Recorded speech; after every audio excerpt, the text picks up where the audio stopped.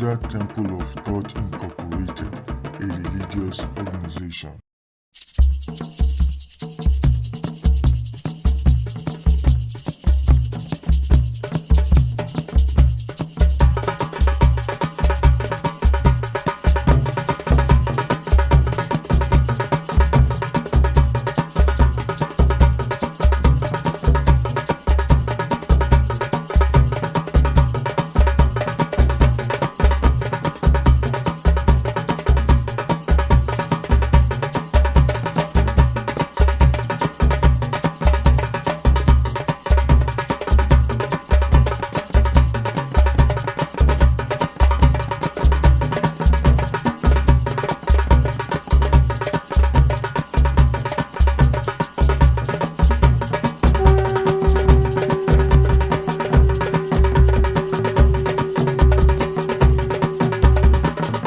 Asojogun kobodoke iyogun.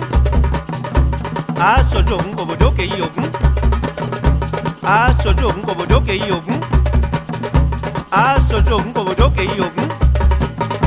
Asojogun kobodoke iyogun. Asojogun kobodoke iyogun. Ogun. Ogun olona mojuba.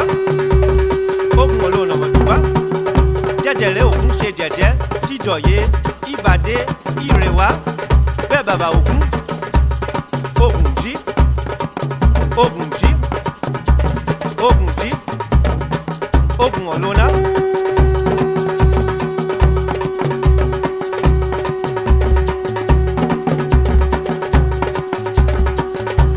Asojogun kobodoke iyogun.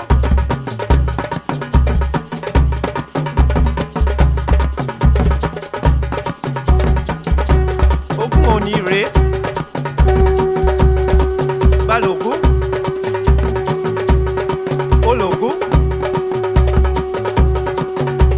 Wa wa wa wa wa wa wa wa wa wa wa.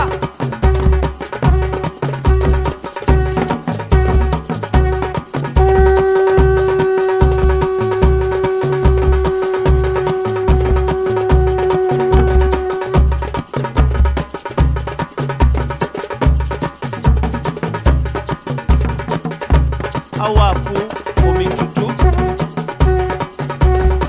Àwa kú ẹ̀kọ́ pupa.